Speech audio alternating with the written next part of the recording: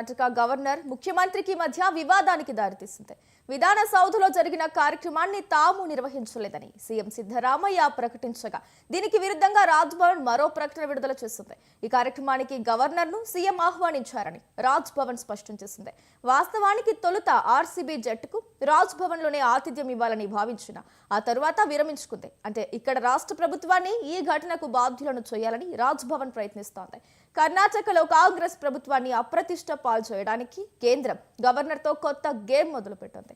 అయితే ఈ అంశాన్ని చూస్తే శేషు గారు, అంటే ఫస్ట్ ఏదైతే ఈ ఆర్సీబీ సక్సెస్ పార్టీలో జరిగిన తొక్కిసలాట ఏదైతే ఉందో ఫస్ట్ ఆర్సీబీ టీంని అన్నారు, ఆ తర్వాత అధికారులను అన్నారు, ఆ తర్వాత సీఎం అన్నారు, ఇప్పుడేమో గవర్నర్ని అంటున్నారు. అంటే ఒకరిపై ఒకరు చివరికి చూస్తే ఏమైందంటే కేంద్రానికి రాష్ట్ర ప్రభుత్వానికి మధ్య ఒక పెద్ద వివాదం జరిగేటట్లే కనిపిస్తోంది ఈ తొక్కిసలాట ఘటనపై. దీన్ని అసలు ఎలా చూడొచ్చు? ఇది ఎవరి వైఫల్యం? అసలు దీనికి బాధ్యులు ఎవరంటారు? 18 సంవత్సరాల ఐపీఎల్ చరిత్రలో మొట్టమొదటిసారి రాయల్ ఛాలెంజ్ బెంగళూరు అనేటటువంటి సంస్థ ఐపీఎల్ ఫైనల్లో విజయం సాధించిన తర్వాత ఆ విజయోత్సవ సభని బెంగళూరులో నిర్వహించేటటువంటి సందర్భంలో మొట్టమొదట రాజ్భవన్ లోనే టీం మొత్తానికి కూడా విజయోత్సవ సభ నిర్వహిద్దాం అనుకున్నారు.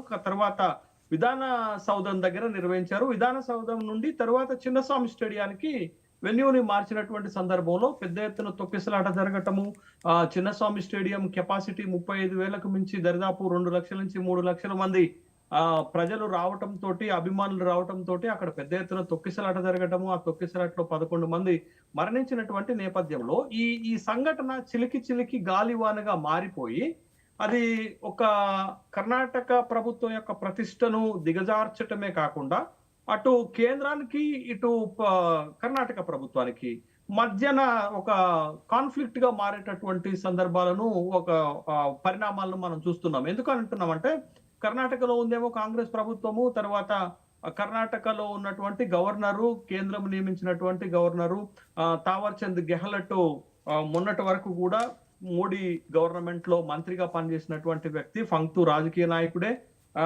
బీజేపీ ప్రతినిధిగా అక్కడ ఉన్నారు. కాబట్టి ఈ గవర్నర్ కి రాష్ట్ర ప్రభుత్వానికి ముఖ్యంగా ముఖ్యమంత్రి సిద్ధరామయ్యకి మధ్యన గ్యాప్ అగాధం ఏర్పడుతున్నట్టుగా ఈ విషయంలో మనకి కనపడుతుంది. పరస్పరమైనటువంటి ఆరోపణలు చేసుకుంటున్నటువంటి సందర్భంలో ఈ ఘటనకి రాజకీయ రంగు పులుముతున్నట్లుగా మనకు కనపడుతుంది. సంఘటన జరిగిన తర్వాత బెంగళూరు కర్ణాటక హైకోర్టు సుమోటగా కేసు స్వీకరించటము, ప్రభుత్వానికి ఆదేశాలు ఇవ్వటము, ప్రభుత్వము బాధ్యులపైన, పోలీసు అధికారులపైన చర్యలు చేపట్టడం, సస్పెన్షన్ చేస్తున్నటువంటి క్రమంలోనే ఇటు ముఖ్యమంత్రికి అటు రాజ్భవన్ వర్గాలకి, రాజ్భవన్ లో ఉన్నటువంటి గవర్నర్ కి మధ్యన ఈ అంశం పైన విభేదాలు తలెత్తినట్లుగా మనకు కనపడుతున్నాయి. అయితే రాజ్భవన్ స్పష్టంగా ఒకటి ఏం చెప్పింది అనంటే, రాజ్భవన్ లో జరగటానికి మేము అప్రోచ్ అయినప్పుడు కూడా ప్రభుత్వం పర్మిషన్ ఇవ్వలేదు. రాజ్భవన్ నే ముఖ్యమంత్రి పిలిచారు, గవర్నర్ ని ముఖ్యమంత్రి కార్యక్రమానికి, విధాన సౌధలో జరిగేటటువంటి కార్యక్రమానికి పిలిచారు అనేటటువంటి అభిప్రాయాన్ని రాజ్భవన్ వ్యక్తం చేస్తే ముఖ్యమంత్రి దానికి ప్రతిస్పందనగా ఏం చెప్తున్నారు అంటే, లేదు విధాన సౌధ దగ్గర మేము ఏర్పాటు చేసినటువంటి కార్యక్రమం కాదు, అది ప్రభుత్వం ఏర్పాటు చేసినటువంటి కార్యక్రమం కాదు, కర్ణాటక ముఖ్యమంత్రిగా నేను కూడా ఆ కార్యక్రమానికి అతిథిగా హాజరయ్యాను అని ముఖ్యమంత్రి గారు చెప్తుంటే, ముఖ్యమంత్రి గారి ఆహ్వానం మేరకే రాజ్భవన్ నుండి గవర్నర్ ఆ కార్యక్రమానికి అటెండ్ అయ్యారనేటటువంటి ప్రకటన రాజ్భవన్ నుంచి వచ్చింది. బట్ ఎవరు చెప్తున్నది కరెక్ట్, దీంట్లో ఎవరు చెప్తున్నది వాస్తవము అనేది మనం చూడాల్సింది. రెండు కూడా రాజకీయ పరమైనటువంటి పరిణామాలే, రాజకీయ పరమైనటువంటి ఆరోపణలుగానే చూస్తున్నాము. ఈ రాజకీయాలతోటి, రాజకీయ పరమైన ఆరోపణలతోటి అసలు విషయం పక్కదారి పడుతుంది. మీరు ఎప్పుడైనా చూడండి, భారతదేశంలో ఇదే జరుగుతుంది, భారతదేశంలో అదే జరుగుతుంది, రాష్ట్రాల్లో కూడా అదే జరుగుతుంది. రాష్ట్రాల్లో ఉన్న పార్టీలు, దేశంలో ఉన్నటువంటి జాతీయ పార్టీలు కూడా ఒకళ్ళ పైన ఒకళ్ళు నిందారోపణలు చేసుకోవటం, ఒకళ్ళు పైన ఒకళ్ళు రాజకీయ ఆరోపణలు చేసుకోవటంతో నిమగ్నమైపోతున్నారు, కూరుకుపోతున్నారు తప్ప అసలు విషయాలను, అసలు సమస్యలను పట్టించుకుంటున్న నాదులే లేడు. ఇప్పుడు ఒక సంఘటన జరిగింది, ఆ సంఘటనకు కారణాలు ఏంటో కనుక్కోవాలి, ఆ సంఘటనకు బాధ్యులు ఎవరో కనుక్కోవాలి, ఆ సంఘటనలో మళ్ళా భవిష్యత్తులో పునరావృతం కాకుండా చర్యలు చేపట్టాల్సినటువంటి దగ్గర మొత్తం రాజకీయం చేసేస్తున్నారు.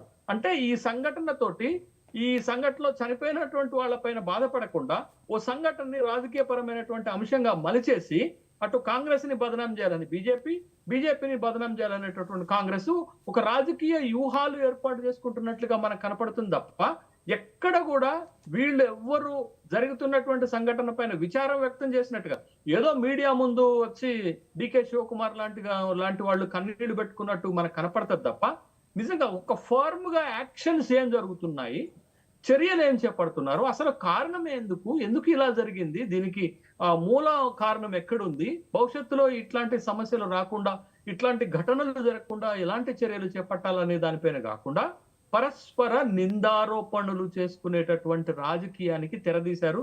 ఇది చాలా నీచమైనటువంటి వ్యవహారం అండి. 11 మంది యువత చనిపోతే, అక్కడ 11 మంది భావి భారత పౌరులు చనిపోతే ప్రభుత్వాలు, రాజ్భవన్, గవర్నరు, కేంద్రము, రాష్ట్ర ప్రభుత్వం వ్యవహరిస్తున్న తీరు జుగుప్సాకరమైనటువంటి రాజకీయాలను తలపిస్తుందనేటటువంటి అంశం స్పష్టమవుతుంది. ముందు మీరు అనేక ఘటనలు జరిగాయి ఇటీవల కాలంలో. కుంభమేళాలో జరిగాయి, ఢిల్లీ రైల్వే స్టేషన్ లో జరిగాయి, ముంబై రైల్వే స్టేషన్ లో తొక్కిసలాట జరిగి ప్రజలు ప్రాణాలు కోల్పోయారు. బోలే బాబా ఆశ్రమంలో 131 మంది తొక్కిసలాట్లో చనిపోయారు. మీరు సింహాచలం దేవస్థానంలో తొక్కిసలాట్లో చనిపోయారు. తర్వాత టీడీటీ తిరుమల తిరుపతి దేవస్థానంలో ఉత్తర ద్వార దర్శన సందర్భంగా తొక్కిసలాట్లో చనిపోయారు.